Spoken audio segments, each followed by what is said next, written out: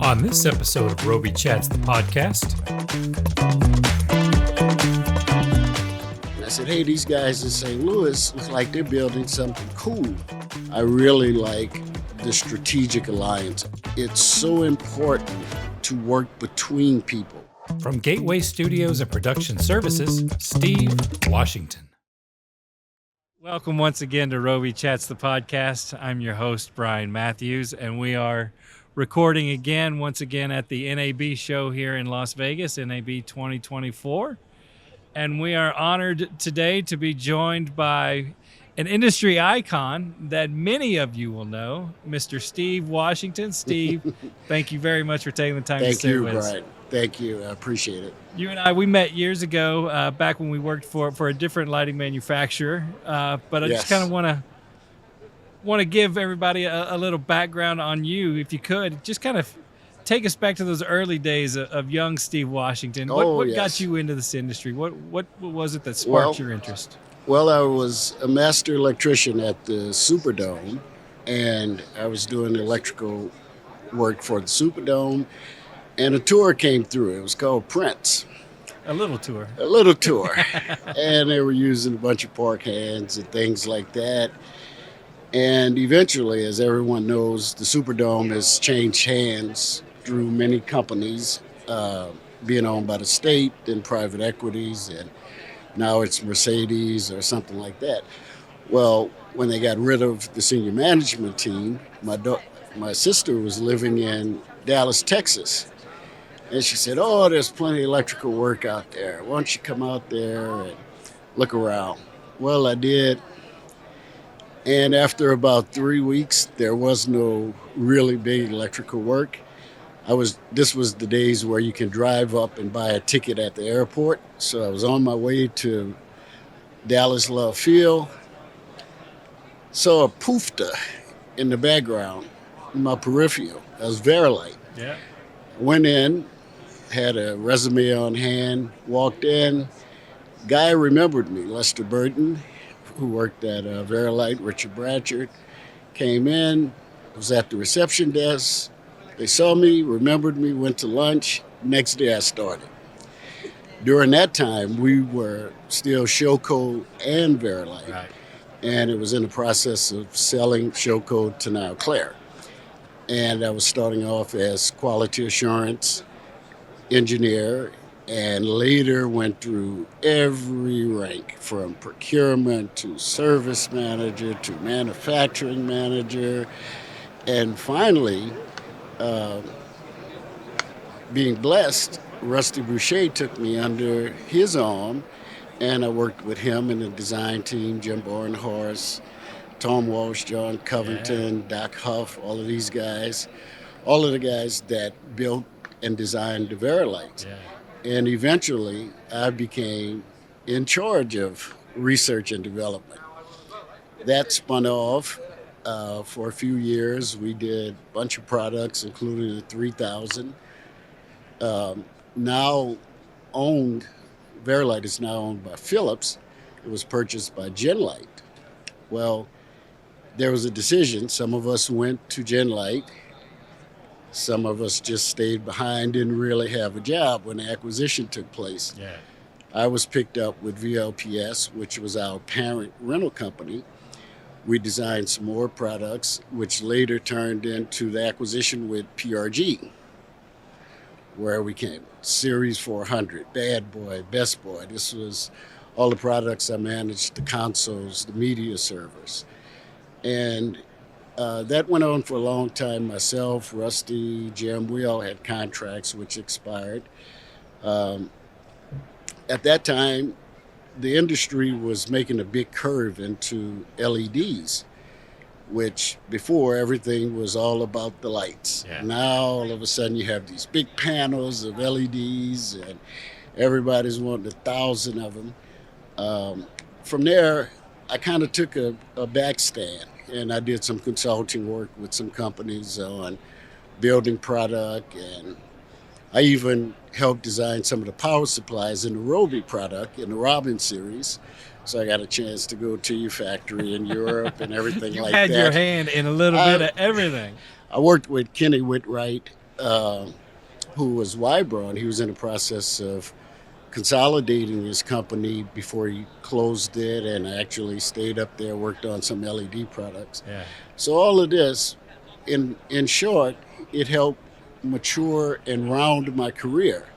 I couldn't see it at the time because I'm just thinking, oh, I'm working on this product, I'm working on this product, I'm working on that. Little did I know the industry was morphing more toward LED, and as I mentioned, the panels. Yeah. Um, Good friend of mine who's passed away, Jack Calmise, he was doing the London Olympics, and he was in the process of selling his company.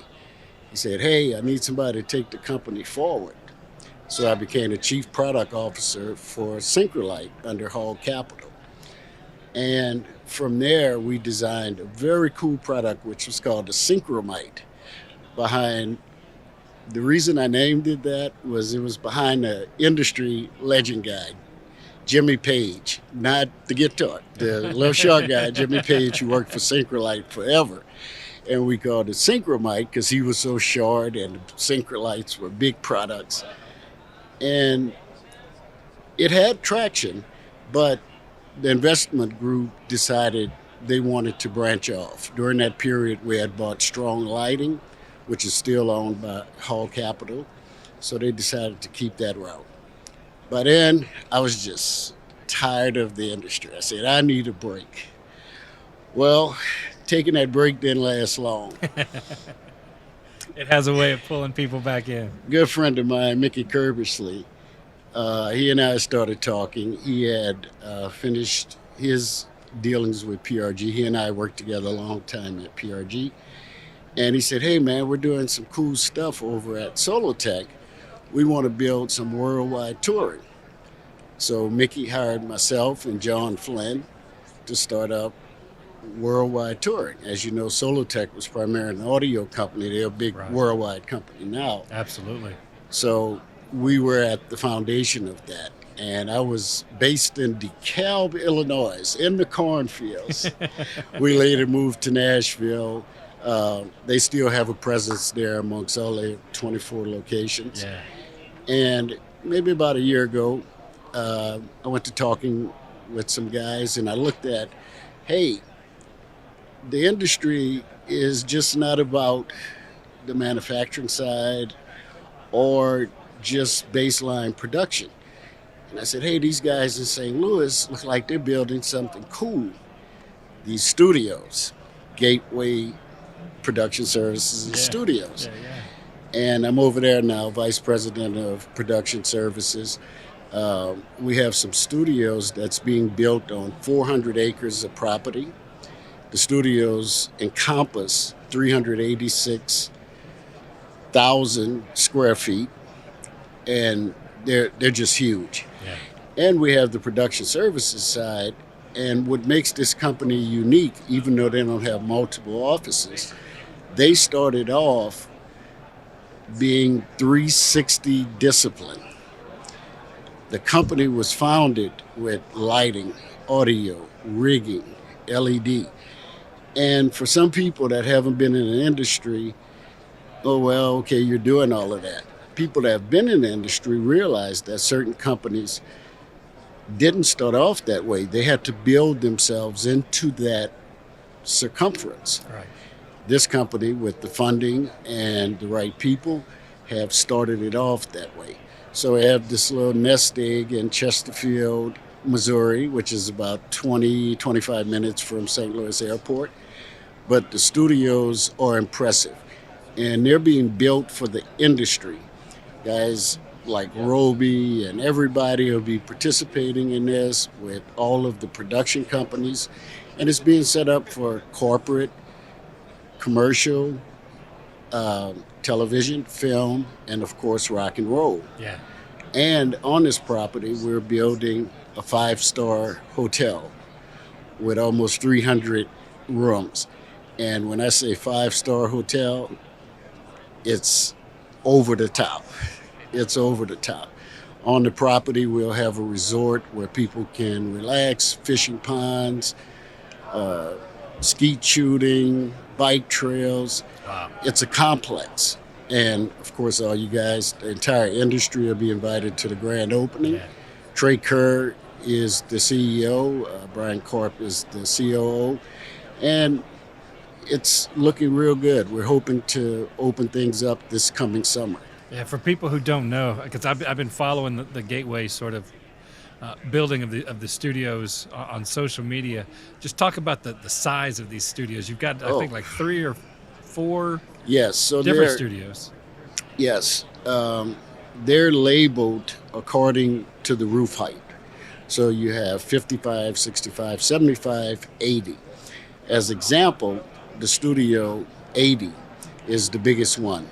It's 80 feet to the trim height. Right. And you can sit, literally, without exaggeration, you can sit a football field in it.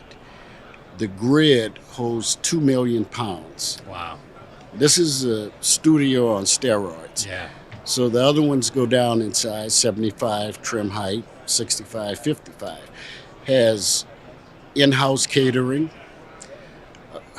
25,000 square foot kitchen, courtyard. So it's right across the street from the corporate airport in St. Louis, which is called Spirit. And I mean, it's literally across the street.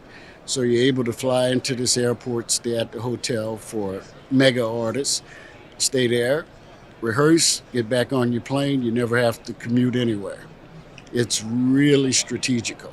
Yeah, the vision for that is phenomenal. Just the way that Yes. you guys have put it all together from concept to actually, digging in the ground and putting steel and girder up in the air. The whole vision of it just seems to be phenomenal, the way It that is. it's all come together. It is. And we're looking forward to participating with a conglomerate of manufacturers.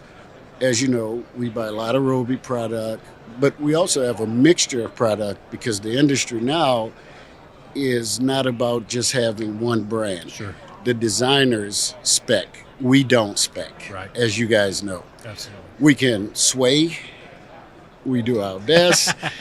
But, it's that type of market. And the guys, the lighting designers, the video directors, all these guys are extremely creative. We Yeah. have really high-end audio systems at Gateway, but it's their flavor. It's their show. So the production houses that survive are the ones that can cater Right. to people. And that's the way the industry is right now. For someone who's been in the industry, as long as you have, and I mean, you've worn so many different hats, at so many different times. What's that change been like for you? That from the guy that was ready to leave and get on a plane in Love Field, and you saw a PUFTA, and you're like, what the heck? I'll go throw a resume in there, and now here you are in the middle of nowhere, Missouri, building Right. massive studios for. Well, I think it was a blessing. Honestly, I think all of this was a blessing. I was fortunate enough in my career to work directly for some of the entrepreneurs and visionaries of this industry. I mentioned Rusty Boucher, but Yeah. Jerry Harris, Kenny Whitwright, all of these type of guys now, the group I'm with, Trey Kerr, he's the CEO and stuff like that. For me, it was hard understanding the change, but it was being guided to me having a well-rounded atmosphere with the industry. I mean, from starting with an audio company, then going to lighting, designing LED, being part of LED, now 360 and all of these companies. Yeah. It's only helped me with my operational footprint. And I've been hired for the past few years, or at least the last decade, to help with strategic placement with companies, working strategically with the manufacturers, not to drive them in the ground, but to make sure both companies stay healthy, but everybody has great benefit. Right. And that's primarily my career. It's not so much working directly with designers or anything, but it's the strategic alliance between the companies, how we can do the best things together. And being well-rounded in the industry has helped me because I have a voice to sit with any manufacturer. So Plus, that's so many of the players in oh the yeah. industry. You see Steve Washington walk in, and everybody's like, "Hey, there's Steve Washington." Thank you. You're known by many people, Well, I appreciate that. and you're very well respected. And just having gone through so many different, not only, you know, companies that you work for, but actual jobs where, like you said, you started as a master electrician, right? And then you went into the product development side, and now you're doing the strategic things, and you were on the operations side as Right. well. Any one of those kind of stand out to you as like, that's what I was really, like, did you really enjoy the product development side, or do you really enjoy kind of the larger picture side of it? So, because you work for the manufacturer, let's talk about the product development side. All right. You can never build it fast enough or cheap enough. So no, the product I enjoyed it because that's the creative nature of myself and what I do. Yeah. I really like the strategic alliance. I love working between the companies, the designers, the sales teams to make things happen. That's really I think my strongest attribute and something I've enjoyed the most in doing, because a lot of people may or may not realize, but it's so important to work between people. I stay humble. I respect everybody. You mentioned people respect me, which I'm greatly appreciative of. But most importantly, I respect everyone. No one in the industry could ever say I've disrespected them or treated them bad or, hey, this product sucks or whatever. Everything has a place in this industry. And I feel by being well-rounded, it has put me in a position to know, okay, here's the struggle with the manufacturing side. Here's the struggle with the design creative side. Here's the trouble with the operation side. So that mixture has helped me toward this side of being strategic. Yeah. And it's very enjoyable because I enjoy people talking with people like yourself and all of the Robe team. I mean, you guys are just phenomenal to work with. Thank you. Thank you very much for that. So just kind of looking back over the span of your career, and you mentioned it earlier how everything was kind of transitioning there for a while into all going into LED. When you look back on it, what do you think's that biggest change that's happened in this industry in all the years that you've been in it? So I look at the LED immersive technology element because I've spent a lot of time studying technology naturally. And now you look at the industry, for example, everything used to be, and it's still somewhat, about lumen output, brightness. All the designers spec'ing this brightness with moving lights and automated fixtures. Yeah.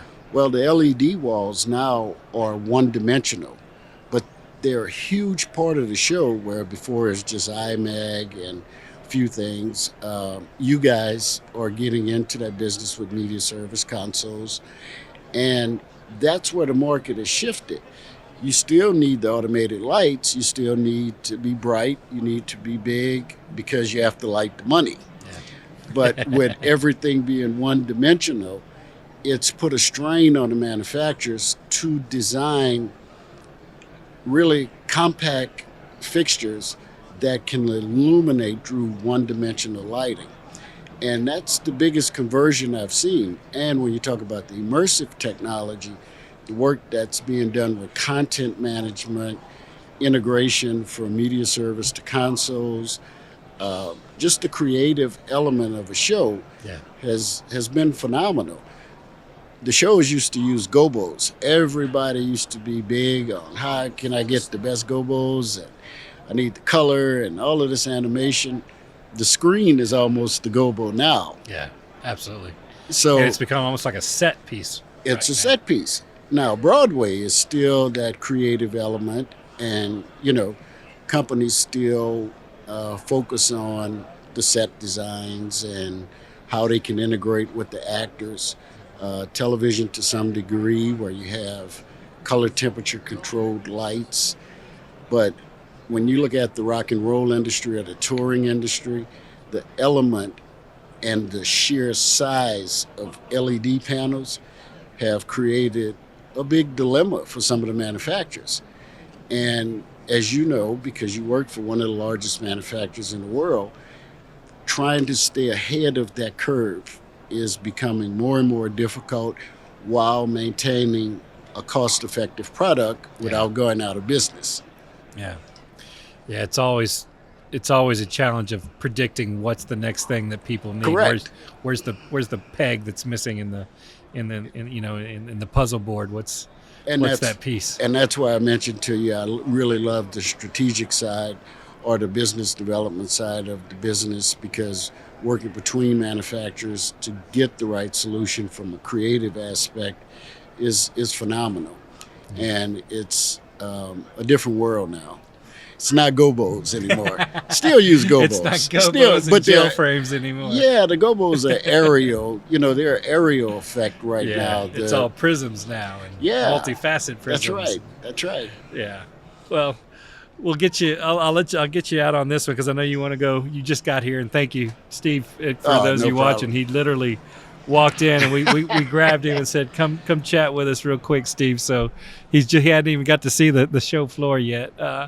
But for someone to be in this industry as long as you have to love it, right? Yes. What is it about, not just the companies you've worked for, things like that, but maybe it is, but what's that overall feeling when you look back on your career? What is it about this industry that you love the most? Well, it's not a cliche, the people. And what I mean by that, our side of the industry, we're not the artists. We're supporting the artists, and that's not to be twisted in any fashion. But the collaboration and the dedication of those that put shows together, either from a production, manufacturing, or creative side, is really what drives this industry and has driven me to stay in it. Because, yes, like everybody, it started out as a job. But here it is, this many decades later, it's my career. It's really the collaborative effect of being with different people. And it's very unique for me. As you know, there's not a lot of blacks or African Americans in this business for one reason or the other. So I feel extremely blessed that this guy from New Orleans was picked up and said, hey, we're going to teach you how to design product and do this. I'm like, whoa, wait a minute. So it was a real blessing, and I feel very humbled and very honored to even sit with people like yourself, to be considered even to sit here and talk about this, and that's with all sincerity. So, however many years I have left, I still enjoy it. It's fun. Yeah, we all have timelines. We all hate the banks. That's just the story. But at the end of the day, if you can get with good groups of people, that's what it's about for me. And I've been able to raise my kids, my 3 lovely kids, and it's just been wonderful. And I really love it. And again, I've worked with some of the major entrepreneurs in this business. I've seen a lot, I've done a lot, and I'm still learning.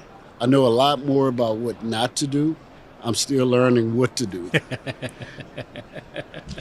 Steve, thank you very much for taking the time to chat with us. Thank you. We really do appreciate it. Thank you very much for stopping by. And as you know, you can catch all of our podcasts on all your favorite podcasting platforms. You can watch us on YouTube. And we'll sign off as we always do. May the light always shine your way. You can make it the Robe way. Have a great day.